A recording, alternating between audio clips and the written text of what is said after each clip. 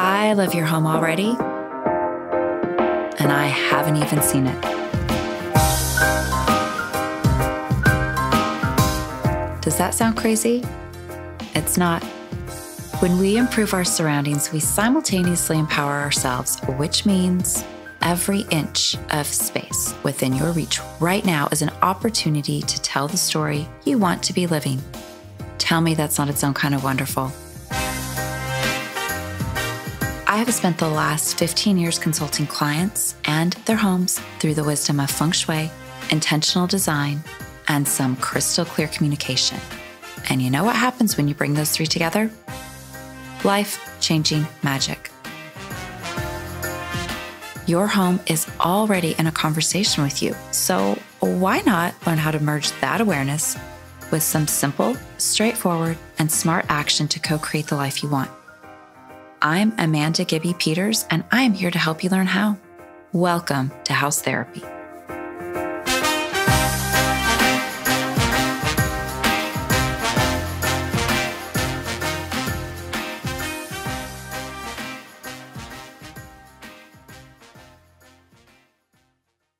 So today we're going to talk about space clearing. And when I say space clearing, what I mean is this intentional, energetic, deep cleansing ritual that we often turn to dislodge any unwanted, lingering external energy. So just like you can keep a clean home or desk, you know that things often happen during the course of the day, that sometimes morphs into the course of a week, and these spaces are going to require a little bit of maintenance to get back to clean, right? Well, energetically, our homes need regular, quote unquote, dusting too. And that dusting is to remove what we pick up in the world and bring right in the door with us. So that can be the stressors of the day, any media that we engage with, conversations that feel like they went sideways, maybe gossip or criticisms or arguments. Maybe there's something we're obsessively worried about. Shame, any of those feelings that we can experience multiple times, really, in any given day, and then over the course of the time we're in a home, those are the things that our homes need a regular cleansing from. As well as it's a good idea to space clear a home so that the previous owners or tenants and their energetic imprints aren't mixing in to your world and having an influence. So let me just say, no house is immune from needing this. Everyone has energetic dust bunnies. But to really get that unwanted energy out of our space, there's something that we have to do first, and that is clean. And I know cleaning is such an impediment to the idea of this process, but I want you to think about this. Yes, cleaning is exhausting. Yes, there is usually something else we'd much rather be doing. Cleaning often demands patience, and sometimes it can devolve into having to make decisions like what stays, what goes, and if something is staying, where does it go? But the process that I see often winning out is, well, I have this desire to feel different, and I think if I clear the space, that experience is going to become more likely. So I'm going to buy something that I can burn and smoke out all of this, energetic gremlin. And then when nothing changes, or maybe change starts to look like it's happening, but then reverts right back, there's a really strong expression of confusion around what went wrong, or more acutely, why it didn't work. So here's some truth. The energy that we are trying to clear, transform, or restore is going to reside with what remains untouched.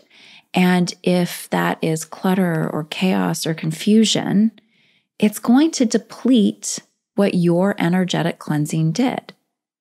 In fact, I would even say in most cases, the energetic cleansing always works. The splinter, however, which is whatever problem or feeling you were trying to lighten or remove, it's still in residence, right? It's in the clutter, the dust, the assortment of untouched things, the boxes of postponed decisions. It's in our resistance to physically cleaning and clearing our space.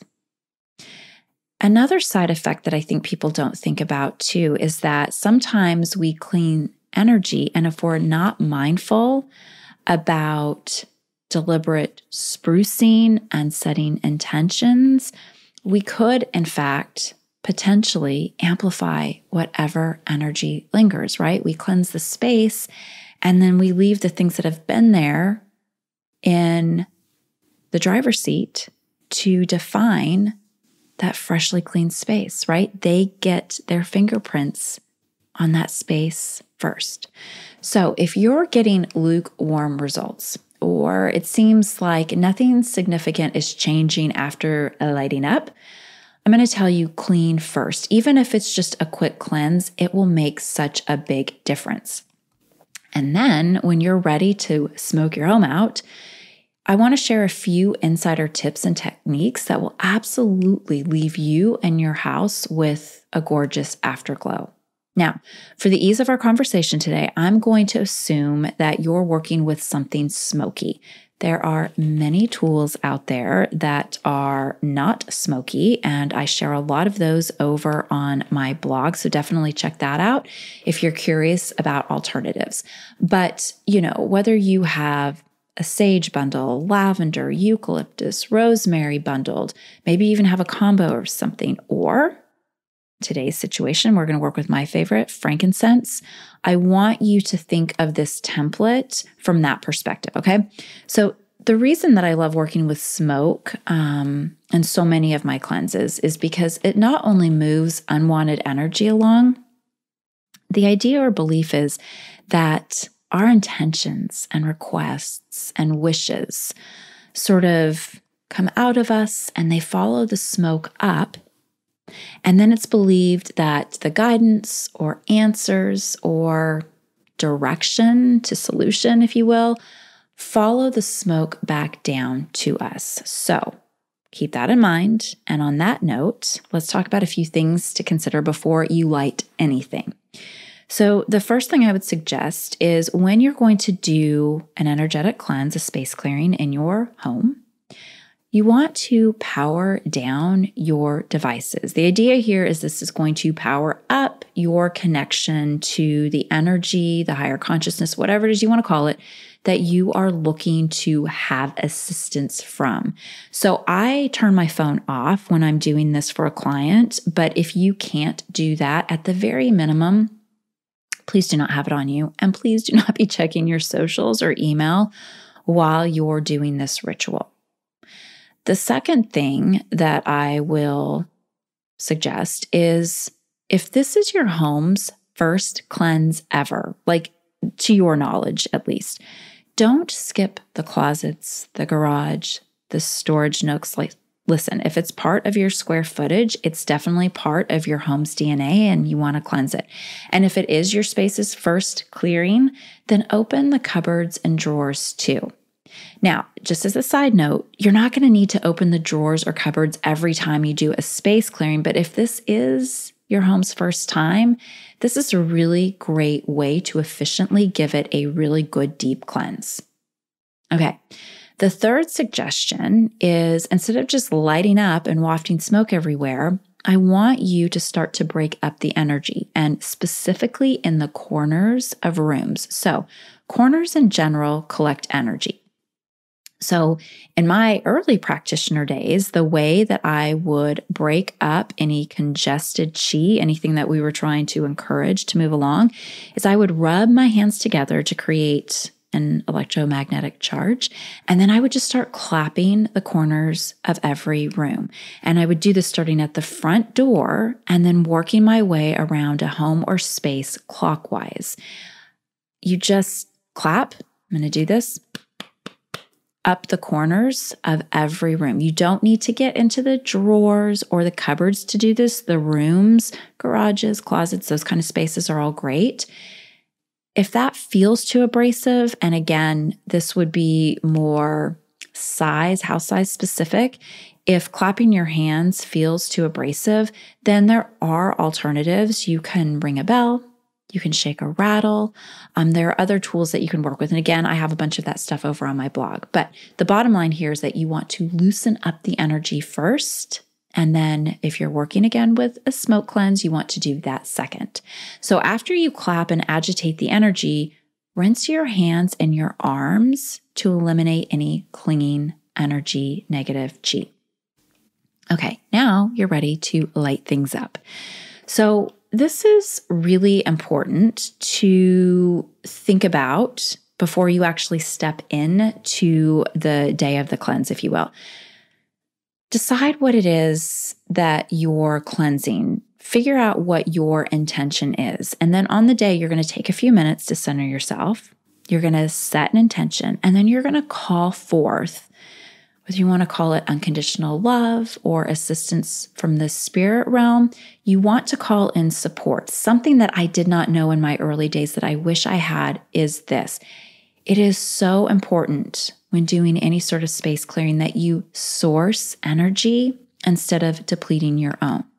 Now, I know when I say this in classes, it always throws people. And so I want to lean into two kind of footnotes here.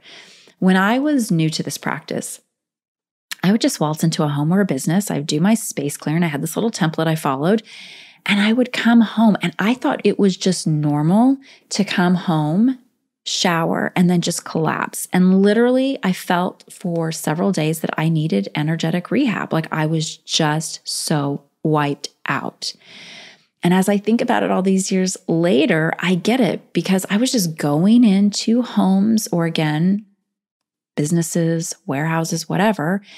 And I thought, oh, I'm just cleansing the space of the people chi buildup, right? But actually, what we're doing is we're cleansing the chi of any experiences that have happened in or around that space. And that's a lot. And so it does require some stamina. Now, when I heard, okay, source energy instead of depleting your own, I pulled straight in and said, okay, how do I do this? And when someone was like, well, call on your spirit guides, your light helpers, whoever your cosmic dream team is, I was like, what? But then a few crazy things happened. So I'm going to share one story with you so that you feel and understand that this isn't something you need to force. So we're going to jog back many, many, many, many years ago. And this was about the time that my girls, I would say they were in kindergarten. So that tells you how long ago.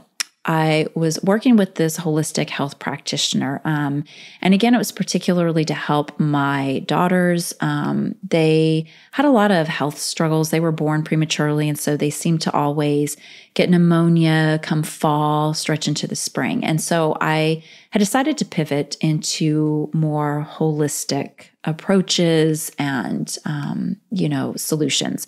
So my practitioner, her name was Chris.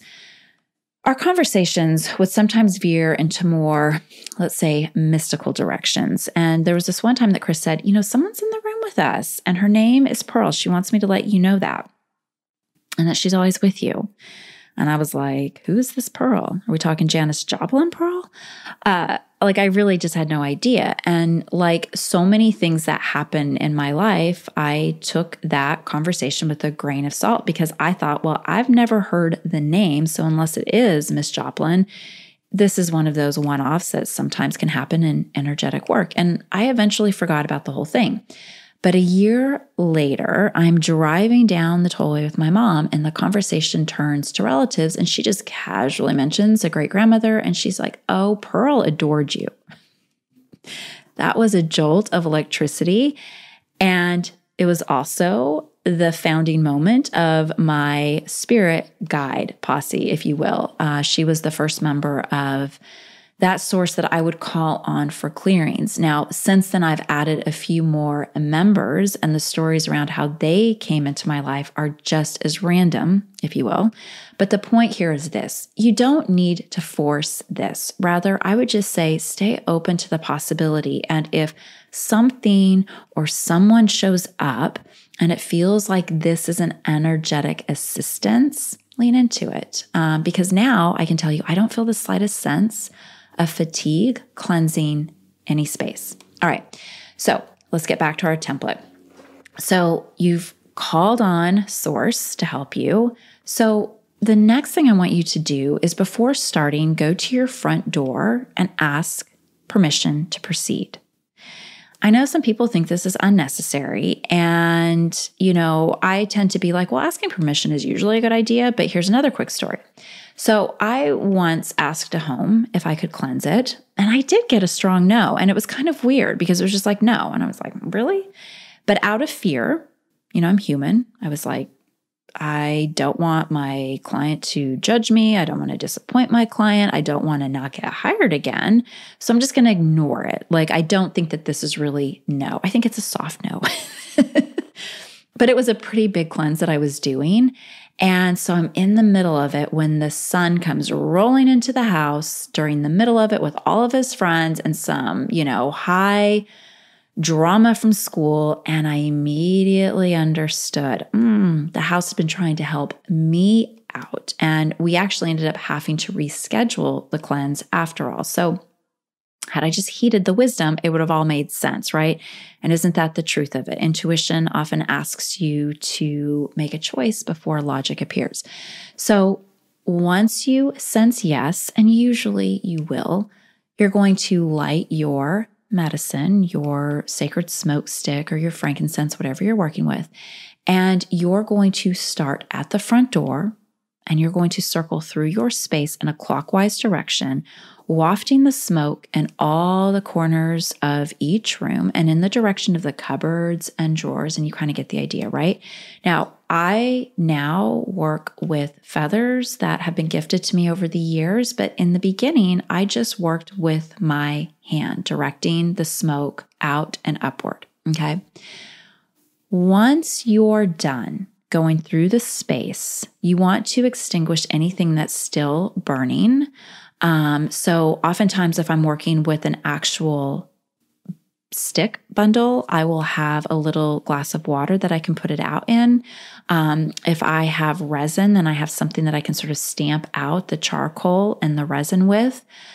This is also a good time for me to note that a really great way to efficiently work with those smoke stick bundles is to break off some of the leaves or the herbs that you're working with and put those in a burn safe dish. And then you don't have to necessarily worry about cutting off what has been burned on the smoke stick. If you don't want, you can kind of just eyeball what you think you're going to need, put that in your burn safe dish and come back to the bundle another time.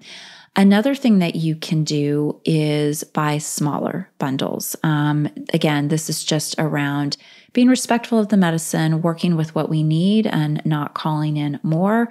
Again, a lot of this information is over on the blog, so if you want to learn more, you can check that out. Okay, so now you're finished with the smoke cleanse part. So you want to rinse your hands and your arms again. And then I personally invite my clients to go back through their space, their home, and often working off of the Bagua or the Feng Shui map, I invite them to set new intentions. So it is so important whenever we cleanse or clear, and keep this in mind even if you're purging clutter or clearing your closet, it is so important that we deliberately replace what we've removed with something positive. And I think intentions are a perfect way to land this.